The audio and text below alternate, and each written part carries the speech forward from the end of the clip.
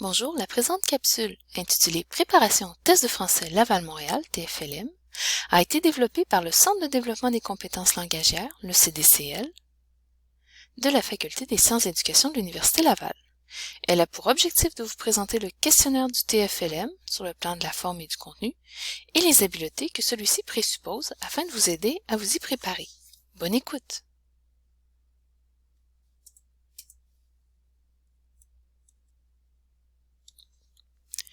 La capsule ira comme suit. Tout d'abord, vous seront présentées les caractéristiques du TFLM, puis les notions que vous aurez à maîtriser. Enfin, en guise de conclusion, quelques ressources pertinentes seront énumérées. Alors, les caractéristiques du TFLM. Vous aurez 90 minutes pour répondre à 65 questions à choix multiples. Aucun ouvrage de référence ne sera autorisé. Et, au terme de ce test, si vous avez moins de 60%, vous devrez suivre 2 cours d'appoint en français, les cours FRN 1902 et FRN 1903. Si vous avez entre 60% et 75%, vous devrez suivre un cours d'appoint en français, le cours FRN 1904. Aucune reprise n'est autorisée, sauf si vous faites une seconde demande d'admission au programme de maîtrise en orthophonie ou au programme du DESS. En outre, les étudiants et étudiantes ayant droit à des accommodations peuvent s'en prévaloir en consultant la page suivante. Il faut savoir que le but du test est d'évaluer les connaissances sur la norme du français écrit en grammaire et en vocabulaire. Alors, qu'est-ce que cela signifie? Examinons les 65 questions. Alors, les 65 questions couvrent 6 domaines de la langue. 4 portent sur l'orthographe lexicale, 24 sur l'orthographe grammaticale, 5 sur la morphologie, 13 sur la syntaxe et la ponctuation, et 19 sur le vocabulaire. Les questions prennent la forme suivante. Elles portent sur la reconnaissance d'un élément fautif. Examinons-les tour à tour plus précisément. Alors, les questions portant sur l'orthographe lexicale touchent comment le mot s'écrit indépendamment de la fonction syntaxique du groupe dont il est le noyau dans la phrase. En d'autres termes, ces questions concernent la façon dont le mot s'écrit, la façon dont on le retrouve dans le dictionnaire, et ce, indépendamment du contexte de la phrase dans lequel il se trouve. Prenons un exemple. Alors, la consigne est de noircir s'il y a lieu la lettre qui correspond à la phrase où le mot souligné est mal écrit. S'il n'y a aucune erreur, choisir la lettre E. Examinons ensemble les énoncés. A. Dans une dispute de couple, il faut savoir mettre son orgueil de côté. B. Le film raconte l'histoire d'un chasseur inuit hospitalisé à Montréal, complètement déraciné, sans ses repères familiers. C. Situé sur la côte nord de la Sicile au pied d'un promontoire rocheux, Céphalus est une station balnéaire de réputation internationale. D. Le téléchargement de certains fichiers exige une connexion à haut débit. E. Les mots soulignés sont tous bien écrits. Donc reprenons chaque énoncé. A. Dans une dispute de couple, il faut savoir mettre son orgueil de côté. Alors, orgueil, ici, est bien écrit. Certes, on pourrait douter de la présence du U, mais en même temps, si on le supprime, on obtient orgueil, ce qui n'est pas très beau. Et en fait, ce qui est carrément erroné. Donc, en A, le mot souligné est bien écrit. B. Sans ses repères familiers. Alors, si on regarde la phrase, repère ici signifie un point qui permet de se situer dans l'espace, un point qui se permet de se situer dans le temps. On est donc vraiment dans l'idée de se repérer. On ne parle pas ici de l'homonyme de repère, c'est-à-dire le repère R-E-P-A-I-R-E, le repère, c'est-à-dire le refuge, par exemple, d'une bête sauvage. À ce moment-là, ici, repère est bien écrit. En C, promontoire. Alors tout de suite, il faut savoir que les noms masculins qui se terminent en OIR sont une source fréquente d'erreurs. En effet, on peut avoir arrosoir, qui est un nom masculin, qui va s'écrire sans E, va se terminer en OIR.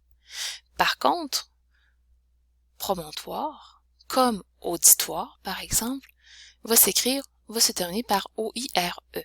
Et à ce moment-là, ici, il y a donc une erreur d'orthographe lexicale, c'est-à-dire qu'on n'a pas mis le E nécessaire à promontoire. Alors l'erreur est en C. Examinons quand même D. Alors ici, les questions de connexion.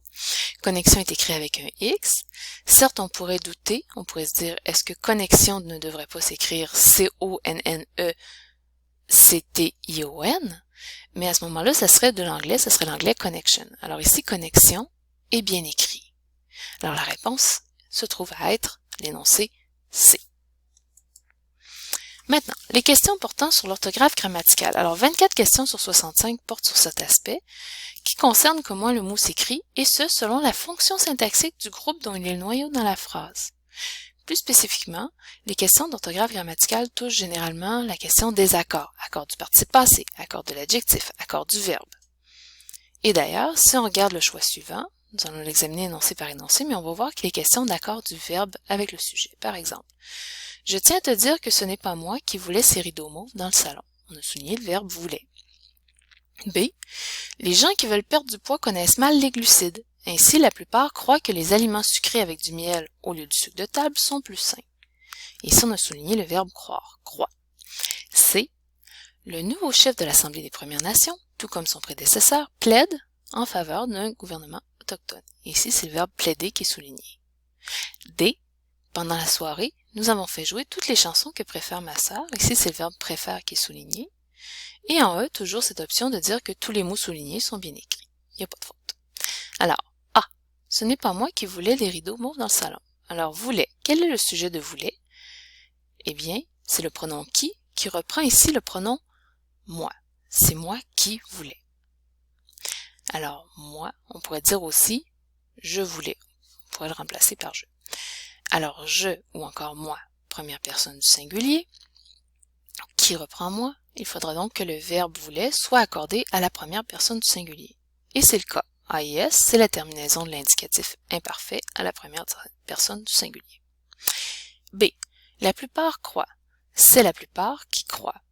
Il faut savoir que, avec la plupart, le verbe s'accorde toujours au pluriel, qu'on ait la plupart des gens ou juste la plupart. Alors ici, croire a une terminaison ENT, troisième personne du pluriel. Il est avec la plupart qui réclame toujours la troisième personne du pluriel, qui donne toujours comme accord la troisième personne du pluriel. Nous sommes donc en présence d'une phrase sans faute.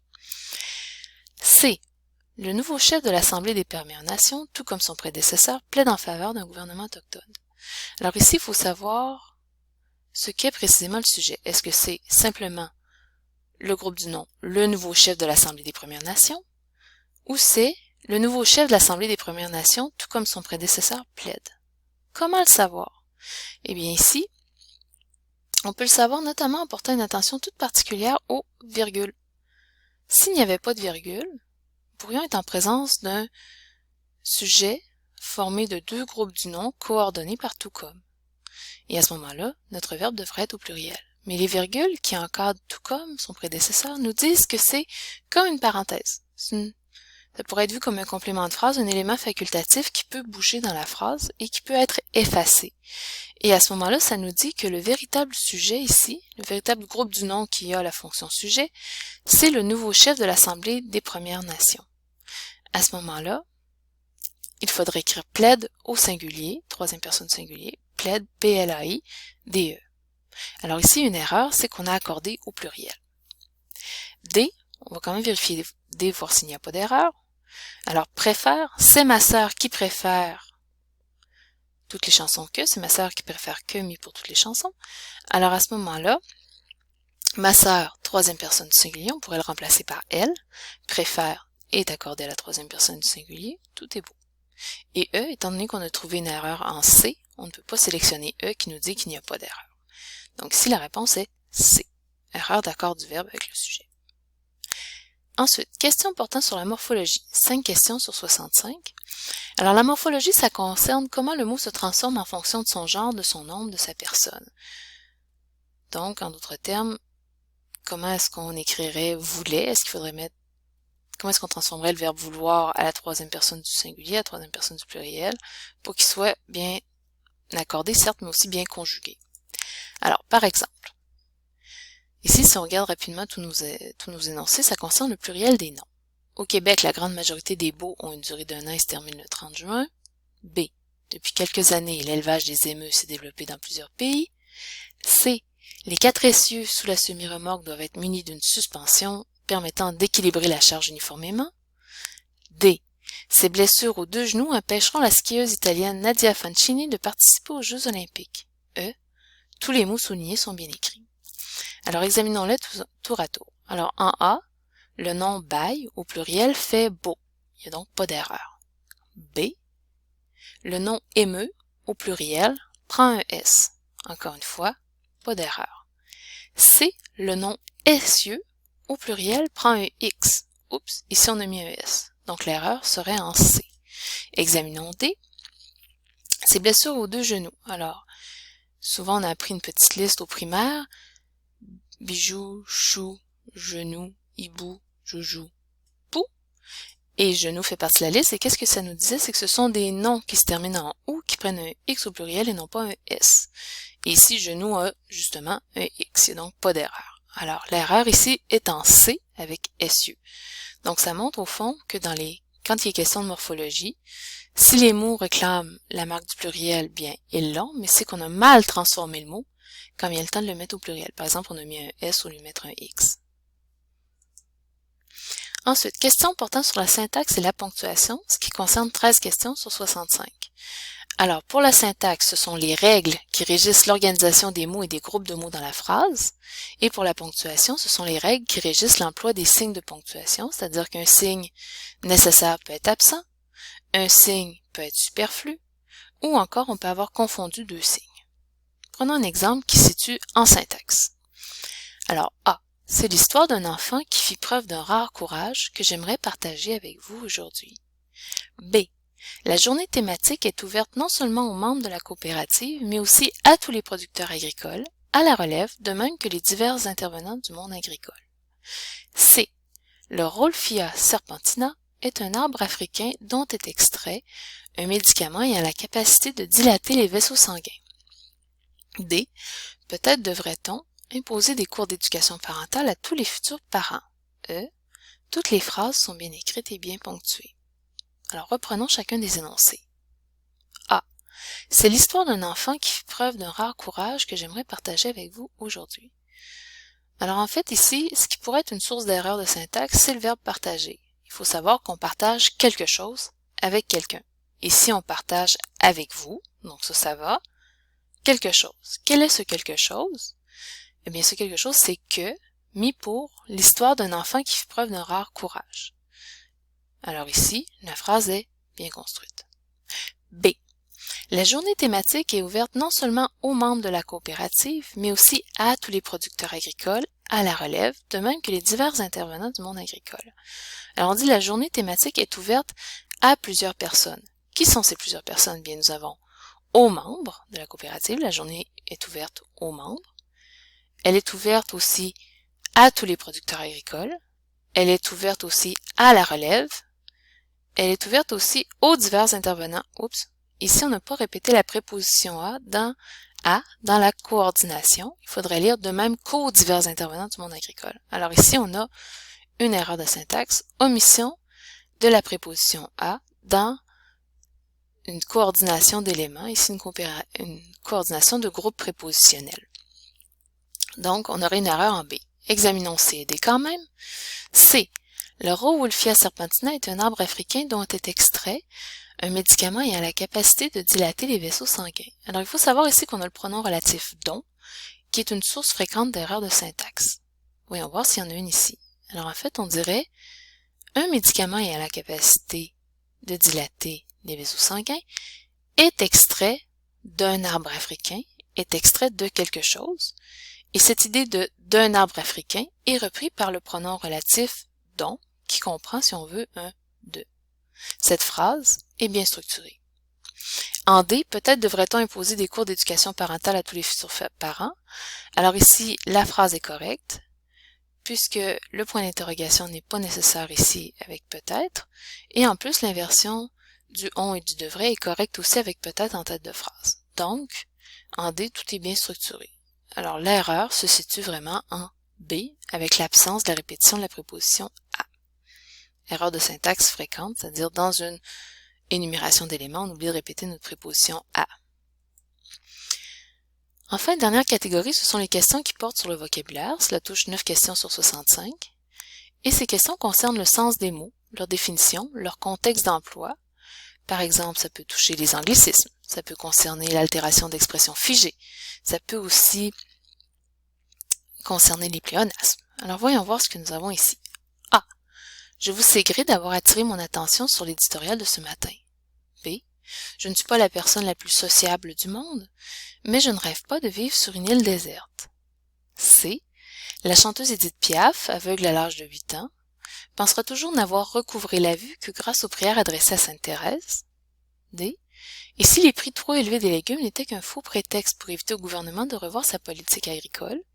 Et E, bien sûr, toujours, tous les mots soulignés sont bien choisis. Alors, en A, il faut savoir que l'expression, c'est savoir gré et non pas être gré. Donc, je vous sais gré, non pas je vous suis gré d'avoir attiré mon attention. La phrase est correcte. B, je ne suis pas la personne la plus sociable du monde. Alors ici, l'adjectif sociable est bien choisi. C'est-à-dire, on entre en relation avec autrui. Facilement, on aime entrer en relation avec autrui. C, recouvrer la vue, c'est correct aussi. On pourrait dire retrouver également, mais recouvrer dans ce cas-ci est employé correctement sur le plan sémantique. Enfin, D, faux prétexte. Déjà, invoquer un prétexte, c'est invoquer une fausseté. Donc, quand c'est un faux prétexte, ça commence à être drôlement faux. Et on commence à s'éloigner drôlement de la vérité. En fait, ici, il s'agit d'un pléonasme, au même titre que, par exemple, lorsqu'on dit monter en haut, descendre en bas. Donc, ici, il faudrait supprimer faux. L'énoncé erroné est donc D. En guise de conclusion, j'aimerais juste vous présenter brièvement quelques ressources qui peuvent vous aider à vous préparer au TFLM. Alors tout d'abord, il y a l'ouvrage recommandé par l'École de langue, soit le français apprivoisé, qui reprend les principales rubriques abordées dans le cadre de cette capsule et qui présente plusieurs exercices et explications de règles. Il y a le multidictionnaire de la langue française, un ouvrage qui non seulement propose des définitions, mais aussi des contextes d'emploi, par exemple. Il va préciser quand un mot est un anglicisme, il va aussi préciser certaines règles de grammaire, certaines règles d'orthographe, certaines règles de syntaxe également. Et il présente différents tableaux récapitulatifs, c'est des tableaux synthèse, donc qui permettent de se rafraîchir la mémoire sur plusieurs règles. Le Becherel, pour tout ce qui concerne la conjugaison. Le site Éléments de grammaire, auquel vous avez accès en tant qu'étudiant de la Faculté des sciences de l'éducation, qui touche essentiellement l'orthographe grammaticale et la morphologie. Une grammaire, la grammaire pédagogique du français d'aujourd'hui. La banque de dépannage linguistique qui est sur le site de l'Office de la langue française qui présente différentes rubriques sur des points de langue précis. Par exemple, quand est-ce que possible se met au pluriel, quand est-ce qu'il ne faut pas le mettre au pluriel. L'ouvrage français écrit pour futurs enseignants. Le site du CCDMD qui propose plusieurs exercices, explications de règles et qui comprend aussi tous les corrigés des exercices proposés. Ensuite, il faut aussi savoir que pour les questions relatives à l'administration du TFLM, qui est sous la responsabilité de la Faculté des lettres et des sciences humaines de l'Université Laval, alors vous avez l'adresse générique à laquelle écrire ici. Et enfin, si vous décidez de vous préparer au TFLM avec l'aide d'un tuteur ou d'une tutrice de la Faculté des sciences de l'éducation, bien vous pouvez écrire à l'adresse cdclfseulaval.ca pour bénéficier de cette aide en français. Alors bonne chance et bonne préparation pour le TFLM.